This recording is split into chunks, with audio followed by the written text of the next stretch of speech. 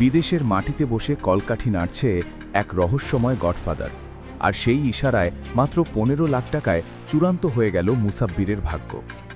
কারওয়ান বাজারের কোটি টাকার গদিতে যারা ভাগ বসাতে চায় তাদের পরিণতি কি এমনই হয়? তেজগাঁয়ের অন্ধকার গলিতে ঠিক কি ঘটেছিল সেদিন, যা কাঁপিয়ে দিয়েছে পুরো আন্ডারওয়ার্ল্ডকে? 15 লাখ টাকার সেই ভয়ঙ্কর ডিল আর ক্ষমতার সমীকরণে পথের কাঁটা সরানোর এক রোমহর্ষক ব্লুপ্রিন্টটি ফাঁস করা হবে আজকের এই বিশেষ প্রতিবেদনে। রাজধানীর বুকে জেগে থাকা কারওয়ান বাজার কেবল সবজি বা মাছের বাজার নয়, বরং এটি কাঁচা টাকার এক বিশাল খনি। এখানে সূর্য ডোবার সাথে সাথে পাল্টে যায় দৃশ্যপট, আর শুরু হয় আধিপত্য বিস্তারের এক ভিন্ন খেলা। জুলাই অভ্যুত্থানের পর দেশের রাজনৈতিক প্রেক্ষাপট যখন বদলে যায়, তখন এই বাজারের নিয়ন্ত্রণ ব্যবস্থাতেও আসে বড়সড় পরিবর্তন। পুরনো অনেক মুখ যখন আত্মগোপনে চলে যায়, তখন ফাঁকা মাঠে গোল দেওয়ার মতো পরিস্থিতি তৈরি হয়। ঠিক সেই সময়ই দৃশ্যপটে আসেন তেজগাঁও এলাকার স্বেচ্ছাসেবক দলের সাবেক যুগ্ম আয়োজক আজিজুর রহমান মুসাব্বির। ক্ষমতার পালাবদলের সুযোগে তিনি ভ্যান স্ট্যান্ড থেকে শুরু করে ফুটপাথের প্রায় 400টি দোকানের একচ্ছত্র নিয়ন্ত্রণ নিজের হাতে তুলে নেন। সাধারণ মানুষের চোখে এগুলো কেবল দোকান মনে হলেও আন্ডারওয়ার্ল্ডের সমীকরণে এই 400 দোকান মানেই মাসে কোটি টাকার বাণিজ্য। প্রতিদিন লাখ লাখ টাকার চাঁদা আর বখরা তোলার এই সাম্রাজ্য একাই ভোগ করতে শুরু করেন মুসাব্বির। কিন্তু টাকার এই পাহাড়ে একা রাজত্ব করতে গিয়েই তিনি হয়ে ওঠেন অনেকের চোখের বালি। দীর্ঘদিন ধরে যারা এই বাজারের টাকার গন্ধে বিভোর ছিল, তারা কোনোভাবেই মেনে নিতে পারছিল না মুসাব্বিরের এই একচ্ছত্র দাপট। কারওয়ান বাজারের সিন্ডিকেট আর পুরনো ব্যবসায়ীদের কাছে তিনি তখন গলার কাঁটা হয়ে দাঁড়ান, কারণ তাকে রাস্তা থেকে না সরালে বাকিরা এই টাকার খনিতে হাত বসাতে পারছিল না। তাই পর্দার আড়ালে শুরু হয় এক গভীর ষড়যন্ত্র, আর মুসাব্বিরকে মাইনাস করার এক নিখুঁত গোপন পরিকল্পনা। কারওয়ান বাজারের এই টাকার গদি দখলে নিতে মরিয়া হয়ে ওঠে একাধিক চক্র, কিন্তু মুসাব্বিরও তখন এলাকায় বেশ প্রভাবশালী এবং তার রাজনৈতিক পরিচিতিও বেশ জোরালো। তাই তাকে সরানো কোনো সাধারণ সন্ত্রাসীর কর্ম ছিল না। এর জন্য প্রয়োজন ছিল পেশাদার হাত আর নিখুঁত পরিকল্পনা। স্থানীয় প্রতিপক্ষরা তখন যোগাযোগ করে দেশের সীমানা পেরিয়ে সুদূর প্রবাসে। বিদেশের মাটিতে বসে দেশের আন্ডারওয়ার্ল্ড নিয়ন্ত্রণ করা টপ টেরার বিলাসের সঙ্গে যোগাযোগ করা হয়। এই বিলাস সেই ব্যক্তি যিনি একসময় ঢাকার আন্ডারওয়ার্ল্ডে ত্রাস সৃষ্টি করেছিলেন এবং বর্তমানে বিদেশে বসেই সবকিছু নিয়ন্ত্রণ করছেন। ফোনের ওপার থেকে ভেসে আসে বিলাসের ঠান্ডা কণ্ঠস্বর, আর সেখানেই চূড়ান্ত হয় মুসাব্বিরের ভাগ্য। তাকে পৃথিবী থেকে সরিয়ে দেওয়ার জন্য ডিল হয় মাত্র 15 লাখ টাকায়। তবে এই 15 লাখ টাকার ডিলটি কোনো সাধারণ চুক্তি ছিল না। এর ভেতরে ছিল এক ভয়ঙ্কর প্যাকেজ। বিলাস তার অনুসারীদের অভয় দেয় যে মিশন শেষ করার পর যত আইনি ঝামেলা আসবে সব সে নিজে দেখবে। মামলা পরিচালনা করা থেকে শুরু করে জেল থেকে জামিন করানো, এমনকি পরিবারের খরচ চালানোর সব দায়িত্ব নেন সেই গডফাদার। টাকার গরম আর ক্ষমতার লোভে পড়ে স্থানীয় সন্ত্রাসীরা আর দুবার ভাবেনি।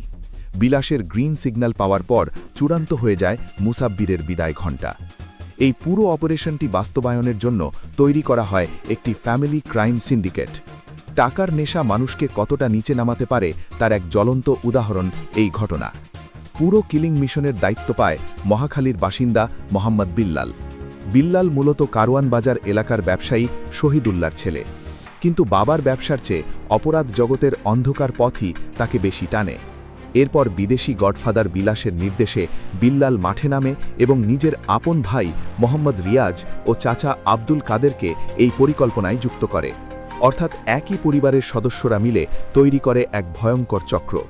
কিন্তু গুলি চালানোর জন্য তাদের প্রয়োজন ছিল বিশ্বস্ত কোনো লোক। বিল্লাল তখন খুঁজে বের করে জিন্নাত নামের এক যুবককে।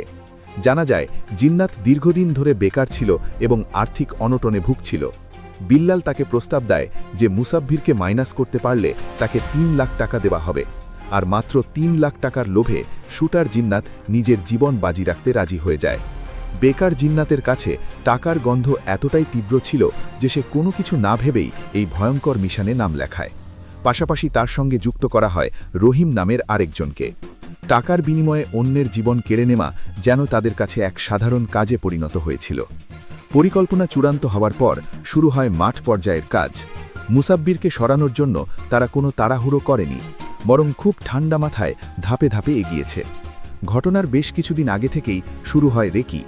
মুসাব্বির কখন বাসা থেকে বের হন, কোন পথ দিয়ে কারওয়ান বাজারে যান, কোথায় বসে আড্ডা দেন এবং কখন বাসায় ফেরেন, তার প্রতিটি মুহূর্তের আপডেট নিচ্ছিল বিল্লাল বাহিনী। এমনকি মুসাব্বিরের সঙ্গে কারা থাকে এবং কোন সময়ে তিনি একা থাকেন সেটাও নজরে রাখা হচ্ছিল। এই রেকি করার মূল দায়িত্বে ছিল বিল্লালের ভাই রিয়াজ। তারপরেই ৭ই জানুয়ারি তারিখটি ঠিক হয় চূড়ান্ত হিসেব নিকেশের জন্য। দিনটি ছিল বুধবার। ঘড়ির কাঁটায় তখন সময় সন্ধ্যা ৮:২০। তেজগাঁওয়ের হোটেল সুপারস্টারের পাশে অবস্থিত আহসানুল্লাহ টেকনোলজি ইনস্টিটিউটের গলিটি তখন কিছুটা অন্ধকারাচ্ছন্ন। আগে থেকেই সেখানে নাম্বার প্লেটবিহীন একটি মোটরসাইকেল নিয়ে অপেক্ষা করছিল শুটার টিম। বাইকের ইঞ্জিন চালু রেখে শিকারের অপেক্ষায় ওত পেতেছিল তারা। মুসাব্বির তার দৈনন্দিন কাজের অংশ হিসেবেই সেই গলিতে প্রবেশ করেন, অথচ তিনি ঘুণাক্ষরেও টের পাননি যে তার জীবনের সময় ফুরিয়ে এসেছে। গলির ভেতরে মুসাব্বির পা রাখতেই অন্ধকারের বুক চিড়ে জ্বলে ওঠে আগ্নেয়াস্ত্র। শুটার জিন্নাত ও রহিম কোনো সুযোগই দেয়নি তাকে।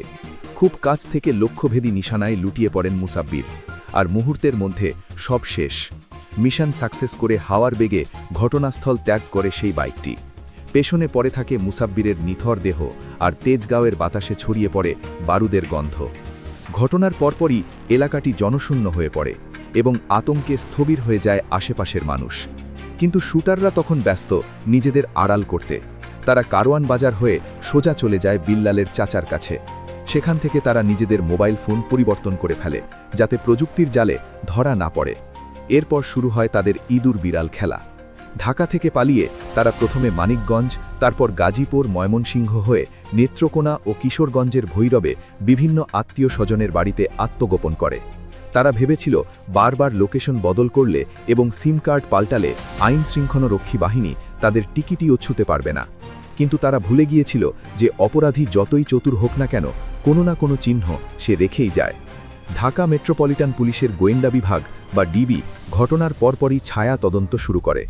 ঘটনাস্থলের আশেপাশে সিসিটিভি ফুটেজ সংগ্রহ করে তারা দেখতে পায় মোটরসাইকেলে থাকা ৩ যুবকের গতিবিধি। আধুনিক প্রযুক্তির ব্যবহার আর মোবাইল ট্র্যাকিংয়ের মাধ্যমে ডিবি নিশ্চিত হয় তাদের অবস্থান সম্পর্কে। অপরাধীরা ভেবেছিল গ্রামের বাড়িতে লুকিয়ে থেকে তারা বেঁচে যাবে, কিন্তু ডিবির আধুনিক নজরদারির কাছে তাদের সব চালাকি হার মানে। গত শুক্রবার ও শনিবার ডিবি পুলিশের একাধিক টিম ঢাকা, মানিকগঞ্জ, গাজীপুর ও নেত্রকোনা সহ বিভিন্ন জেলায় সাঁড়াশি অভিযান চালায়। আর এক এক করে জালে আটকা পড়ে কিলিং মিশনের মূল সমন্বয়কর বিল্লাল, শুটার জিন্নাত, বিল্লালের ভাই রিয়াজ এবং তাদের সহযোগিতা করা চাচা আব্দুল কাদের। তাদের কাছ থেকে উদ্ধার করা হয় সেই মোটরসাইকেলটি যা এই মিশনে ব্যবহার করা হয়েছিল। গ্রেফতারের পর ডিবি কার্যালয়ে জিজ্ঞাসাবাদে বেরিয়ে আসে চাঞ্চল্যকর সব তথ্য। শুটার জিন্নাত, মাস্টারমাইন্ড বিল্লাল আর তাদের সহযোগীরা এখন আইনের খাঁচায় বন্দী। রিমান্ডে হয়তো আরও অনেক অজানা তথ্য বেরিয়ে আসবে, কিন্তু সাধারণ মানুষের মনে প্রশ্ন থেকেই যায়। পর্দার আড়ালের সেই বিদেশি গডফাদার বিলাস তো এখনও ধরাছোঁয়ার বাইরে। বিদেশের মাটিতে বসে সে হয়তো আবারও নতুন কোনো ছক কষছে, নতুন কোনো মুসাব্বিরকে মাইনাস করার জন্য। কারওয়ান বাজারের এই টাকার গদি কি ভবিষ্যতেও এমন অনেক মায়ের কোল খালি করবে? ১৫ লাখ টাকায় জীবন কিনে নেওয়ার এই নিষ্ঠুর খেলা কি এখানেই শেষ, নাকি নতুন কোনো নীল নকশা তৈরি হচ্ছে আড়ালে? ক্ষমতার এই ইঁদুর দৌড়ে শেষ হাসি আসলে কে হাসে তা সময়ই বলে দেবে। তবে মুসাব্বিরের এই পরিণতি আবার চোখে আঙুল দিয়ে দেখিয়ে দিল যে অবৈধ টাকা আর ক্ষমতার মোহ মানুষকে কতটা অন্ধকারের দিকে ঠেলে দিতে পারে।